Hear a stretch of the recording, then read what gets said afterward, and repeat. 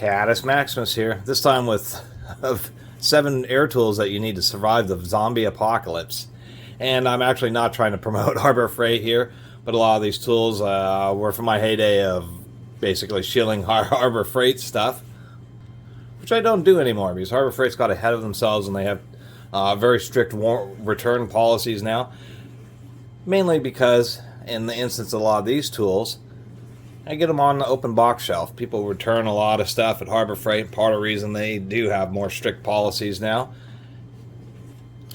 But you still can get stuff quite a bit off the shelf price when you go onto their little return shelf. Anyway, as far as the 7 tools, we'll actually start with this. An air hammer. That's exactly what it is. It is a power hammer. You want to have a decent selection of various bits. But air hammers, there's really 2 choices. You get the smallest one that you can get in order to access tight spaces, or you get the biggest one that you can get that we actually have enough power to bust no bolts, break apart threads, all the other things that you use air hammers for. Besides air hammers, of course, an impact wrench. Actually, I ended up selling all my Harbor Freight impact wrenches except for this little one. But nonetheless, any type of impact wrench is going to probably going to be the #1 most useful air tool, flat out. So you do want to have an impact wrench in your arsenal. Another one's an air ratchet. This happens to be an impacting, reactionless air ratchet. So it's a very small impact wrench mechanism right here in the gearbox. So it works just like any other normal air ratchet, except for if a bolt's really locked up or gets jammed, the ratchet isn't going to swing around and crush your fingers, but they tend to be a lot bigger and heavier because of that. You don't need impacting or reactionless air ratchet, but some type of air ratchet can save you a lot of time. They just don't fit in a whole lot of places just because of how big the heads are and all that. Some type of grinder. This happens to be a bigger grinder, and I do like using the bigger, especially the long shaft ones, because you can get a much better purchase on a grinder like this. But some type of grinder, that way you can put cutoff wheels to do cutting operations. Larger ones need more power, but you do need a pretty big compressor. Some nice features, like this one has a variable speed output, so you can run it slow with a little bit less power in certain situations.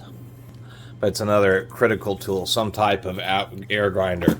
Of course, a simple one, I do recommend the ones with these nozzles. You just have to be very careful, because if this ends up getting against your skin, you can actually blow air through your skin. It can be very dangerous, but I do like these type of air blowers that have the nozzle, this type of nozzle on them, because you can get them into all sorts of tight spaces.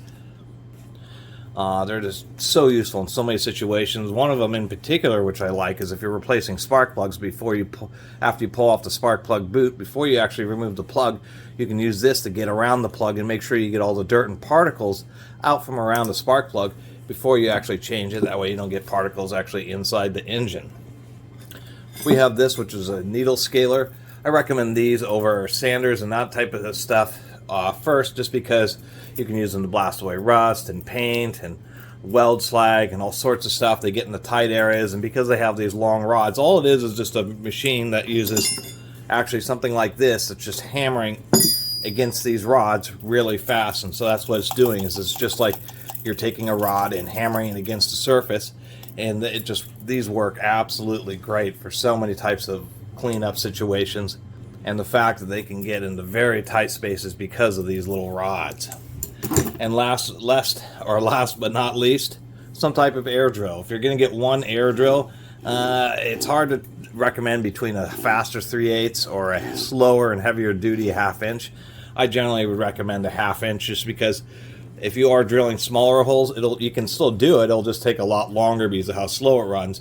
But if you need to do heavier duty drilling applications, you just won't physically be able to do that with a 3/8 air drill. So ultimately, a 1/2 inch air drill is just going to be a little bit more versatile because you have more power, and of course a larger 1/2 inch chuck versus a 3/8 inch chuck.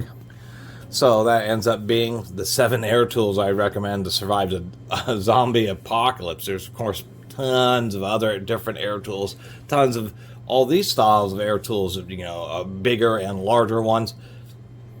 But as far as general air tool types, yes, air hammer, impact wrench, air ratchet, grinder, blower nozzle, needle scaler, and drill would be the 1 through 7, the first 7 air tools that I would get. That's aside from a compressor that can properly run them. That's really the issue. Is compressors can run air tools, but most times they just don't have big enough pumps. Air tools are super inefficient as far as the amount of power that's used to drive the compressor, and then losses through the hose. Air motors actually aren't that efficient. It's just the fact that you can pack a lot of energy in the compressed air. 1. 2, they tend to last a lot longer because you don't have anything electrical going on, and if you have a lubricated inline lubricator for your air compressor, then they're continuously being lubed with fresh oil as you use them. And because it's an air tool, the air goes through the tool and blows out the exhaust, and any particles or anything that get into the workings are also blown out. So a lot of the reasons why they last so long. In addition to the fact that since they don't spend money on any kind of electrical parts, air tools tend to be built just a bit heavier duty than their electrical counterparts, because once again, there isn't money being spent on electric motors. It's just being spent on a simple vane motor and just the steel and the quality of the bearings, etc.